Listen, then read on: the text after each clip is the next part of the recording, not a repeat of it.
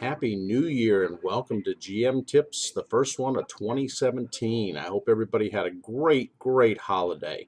I hope everybody had a wonderful holiday season, a great New Year, had some fun, some gaming. I know I did. I got to go to Stan Lee's Marvelous New Year's Eve here in Dallas. Was really fun. Didn't get as many to the table, I guess, because more people were interested in meeting Stan and cosplaying, but we did get some people around us and we had some fun. And I got to meet some really great people and really appreciate those I got to meet. And those of you who are watching this that know, big props, guys.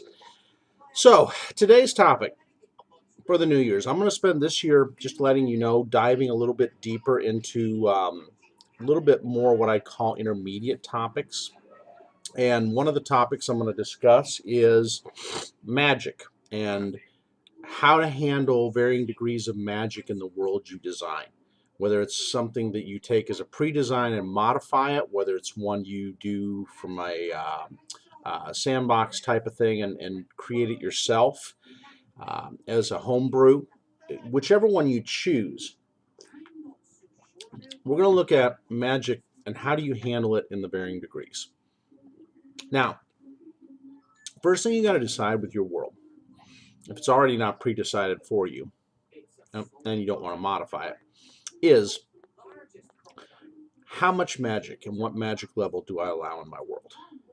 I know some people that like to go to the minimalist approach where there's very little magic in their world. Kind of the George R. Martin approach, as I call it. Not with the red wedding, but the just lack of magic existing. It's there, but it's just very minimal in what's used. So you can take that approach to your world. That's one way of looking at it. Then there's the intermediate, where magic, but it is not prevalent throughout the society. It's kind of there. It's useful to maybe people who are richer, who have more knowledge, but the common person doesn't have much access to it. And then there is the magic witch world, where everyone from the lowest of low to the highest of high can use the magic and work cantrips and different things to help make their life a better place and protect themselves. So there's really three approaches that I look at. Now, there's other mixes you can take a look at, but those are the three levels that I've seen done as a DM and as a GM. And so what you got to ask yourself is, what is my world? What is it based around? So let's look at the minimalist point of view, where magic is not very prevalent. So if we look at that, one of the things I would say is have an explanation for why there's little to no magic in your world. Now, you can say it's like an earth world where magic just wasn't done. It was viewed by the gods as a negative thing, or the worshippers of gods as a negative thing. It was seen as almost diabolical or from a force that was not divine. So divine spells are one thing. Those are granted by one's deity. But in this approach, magic is taboo. And it is the practice of it will cost you dearly, maybe through an inquisition, through being called a heretic, whatever approach you want to take to it. But that's one way you can design the world. The second way, magic was on the world, but there was an event that happened because magic was so prevalent that caused a spell blight. Basically, magic doesn't work properly other than divine magic. Arcane magic does not work properly. It will not work properly. It functions erratically. And in most cases, at best, it's dangerous to use. That's an interesting approach of taking. And what you want to use in that approach, there are many books, and I know Paizo does a great job in the Ultimate Magic book of putting out what happens during a spell blight. How is this magic affected? Because it is affected differently in different parts of the world. So you would have the players roll for success of it. If not successful, it has a horrific effect or no effect. If successful, then there's still a percentage chance it does something that you didn't expect. So it's like having what was the wand that you used? I'm blanking on it now. I should remember these things. It's a wand of wondrous things. that just allows you to do magic, but boy, you might pop rabbits out of a hat or a flower out of somebody's head than a magic missile. So it's just dangerous to use, and if the party ends up using it, there's always that chance it can fail miserably for the spellcaster. So there's that type of magic, and even magic items, even though they're enchanted, other than divinely enchanted, they still have a chance of absolute failure or even doing a more of a cursed effect than a good effect. So it's a dice shoot. Um, that's another approach to take, and it's explainable, and your players will buy it. That's in saying this. If you're going to limit your magic, you have to have a reason, a justifiable reason why the players don't want to use it or go there, or if they do use it, boy, they're in constant living danger. And because of it, societies in this last one I mentioned have banned magic just from the sheer fact that it's dangerous to the citizens, and you put innocence at risk all of the time because of it. So there's that. The technology approach, that sciences have outweighed magic. Magic is antiquated. It is questionable at best. It has no set rule of dynamics or physics that can show it will act the same way all the time. So because of it, it's seen as almost a crude, um, backwards thing to use, and it's frowned upon. It's still usable, but it is frowned upon. So then magic items aren't common. More things that are common are science items, so alchemical items. Alchemists are more prevalent. Their type of magic is more prevalent because it's a formulae versus a magic. And you could even go into the steam worlds where steam power and other power is much more trusted than the antiquated magic is. Thank you, Mini GM. So these are some things that are definitely prevalent things. Or maybe the gods were angry with how man was trying to use magic to rise above them and become them. So they decided to put a aura around the world that really limits magic use in a major way. And unless you can find a way or an item that allows you to overcome that, it's just the way it is. So yes, those are candy canes, Mini GM. We took down the Christmas tree and the candy canes are on my table. So those are the different things, or maybe by using magic, the characters open the world to the attention of other creatures that would come through and try to nab the person using the magic or having that innate ability and steal them away to another dimension or another place or another plane.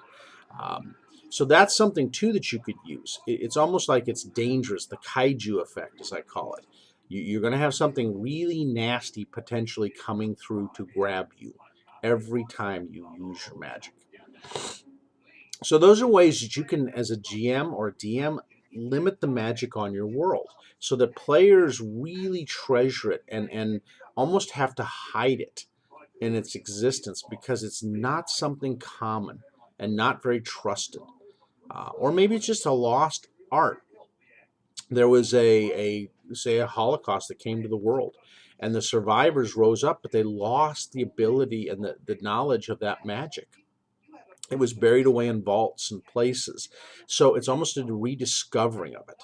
It's going back to the primal pre-magic age, where regular manufactured items are still common. Agriculture societies have rebuilt themselves, but they are limited in what they found magic-wise. So mages are truly revered because of it. It's almost like a sort of Shannara scenario. It's a little different, but it's similar with the elf stones and the other items. So it could be that something tragic has happened and the magic knowledge was lost. So have a reason. I've given you a couple there. There's other reasons, but you got to have something that's logical and makes sense. And that way then a +1 or a +2 item is gold on that world. It is considered almost an artifact. And so when the players get it, they have something that's an advantage that the normal people can't battle monsters with, but the characters can. It almost makes them mythic in their own right. So, if you're using that type of thing, this helps you no matter the system. So let's go to the second thing, a more common world, common magic in the world. Again, +3, +4, +5 items, still difficult to get. Very rare, in fact, because the amount of people that have access to magic is limited. If you grew up in the streets, unless somebody took you on as an apprentice because they saw your ability, you don't see a lot of magic being done with the lower classes. It's just not something that's trusted to the masses. It is something that more of the rulers, the elites have.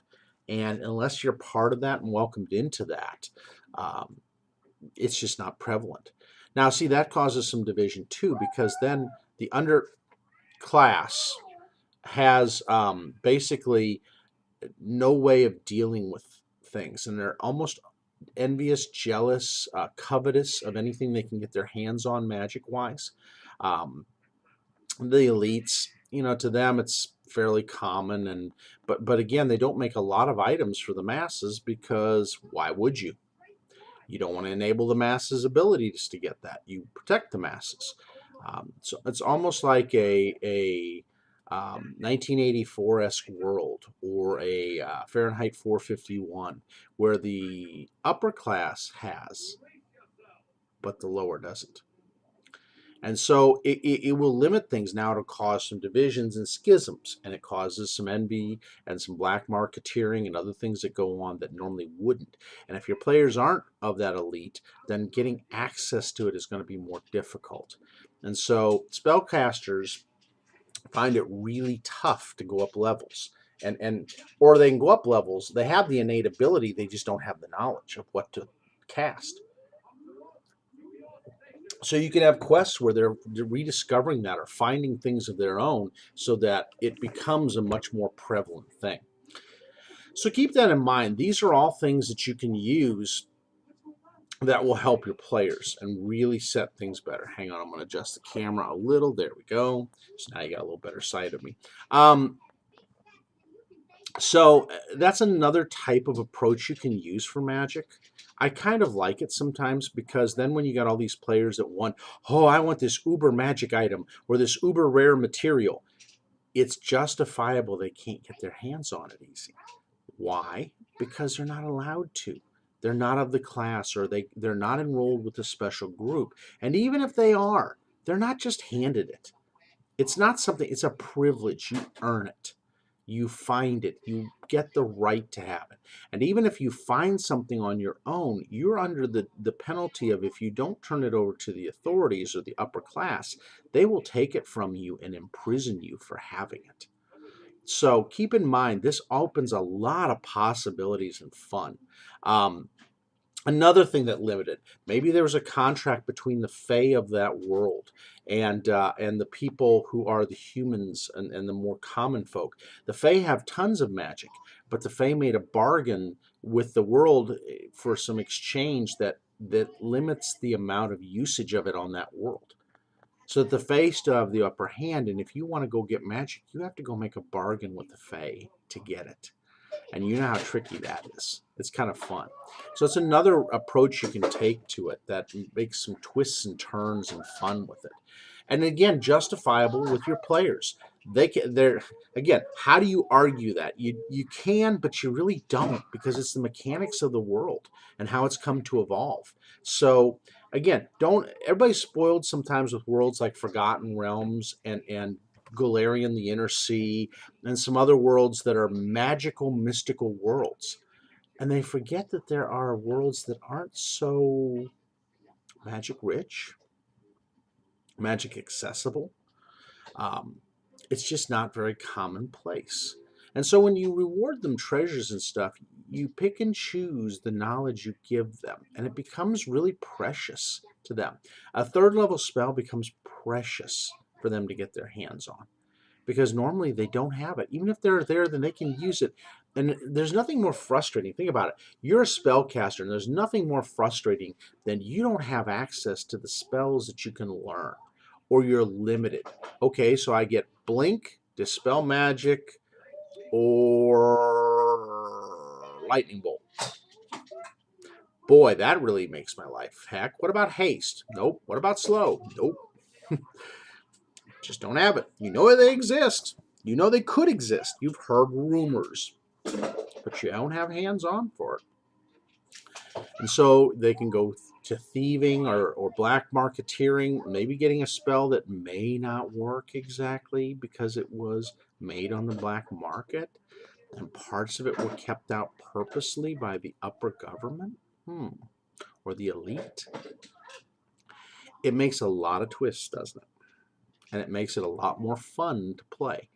And again, players at first will balk, but once they get into the real rhythm of it, they're going to enjoy it. It's going to become these hunt and find quests where magic isn't just taken for granted, where learning a new spell isn't taken for granted. It really does take a week to learn because you don't have the means otherwise to learn it. It's trial or error. So if you're on a quest, you don't automatically get the 3rd level spell. See where I'm going with this? It can really spice your game up. Now, again, I would discuss this with your players and say, hey, you're going to be going into a world where magic's there, but there are rules to getting it. And if you don't fall under these rules, I wouldn't tell them what it is. Otherwise, everybody's going to want to be a rich upper class for their background. So if they want to do that, and if you do tell them, then you make them roll to see what level or status they start out at. And are they a well-known family or not? Are they somebody who can have access to it or not? Then it makes it fun. Then it makes it random. Then the players really have to scrabble to get to where they want to get to. So the final one is a magic-rich world. Now this is a world like, say, Atlantis that comes up with some sort of magic everywhere. Or you remember the mythal stones and Unforgotten Realms and the older cultures where they came up when man first rose up with the elves and got their magic with their Mythalar and all these other things. Yeah, I still remember my D&D. or on Golarion where the Aslant had the technology and the magic, and they rose up with the Ruin Lords and all the things that they did with their experimentation. And even though magic is prevalent, it's common in the society. People use it every day. They have access to normal cantrips.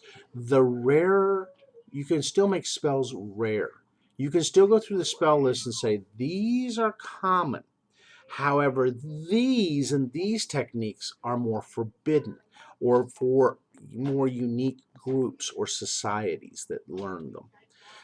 So you can still limit magic. You can still limit magic items. Maybe enchanters aren't as common. Maybe evokers are very common. Maybe transmuters are very common. Maybe conjurers aren't. Maybe abjurers aren't. So now the defensive magic and some of the other things really becomes limited. Or when you're locked into your discipline, those are the spells you know. Any other discipline of spells will cost you majorly to get your hands on because you are an abjurer, you are a necromancer, you are an enchanter, you are an evoker.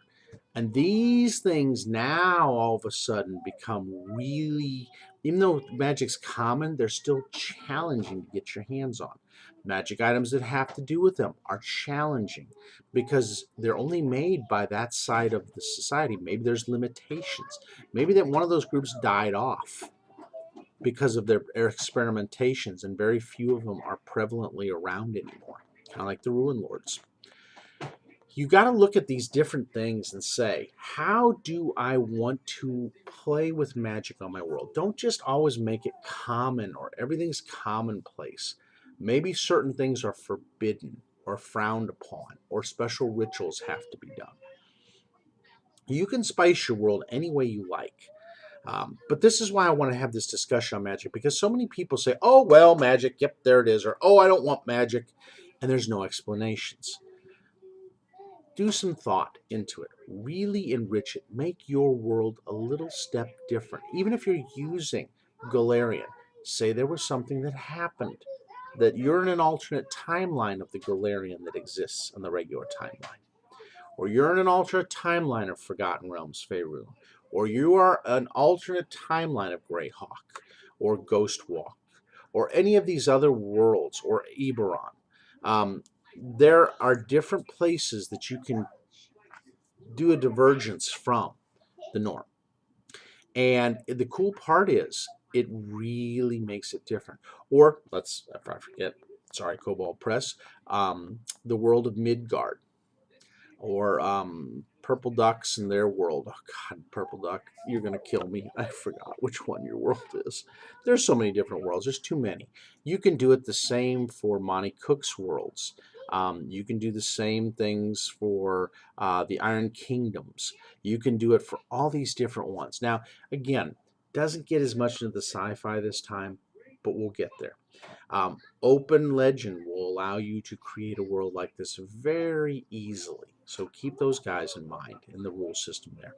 So just some alternative thoughts. If you don't want to do your own sandbox exactly, or if you want to use a different rule system, they're there. GURPS will allow you to do it very easily. There's so many different ways you can take it. And so keep that in mind as you're designing your world and your campaign with magic and dealing with magic and the effects of magic. There's a lot of things you can throw in there. And again, spell blight, spell scars, places magic doesn't work well. Maybe they had a magical holocaust in that area. It's pretty cool because then when players enter that area, everything doesn't go as normal. All right, guys. Kept it a little bit over. I'm sorry. 22 minutes, guys. Went 2 minutes over. Hope you had a great new year. Please think about this a little bit as you go into the new year and think about magic.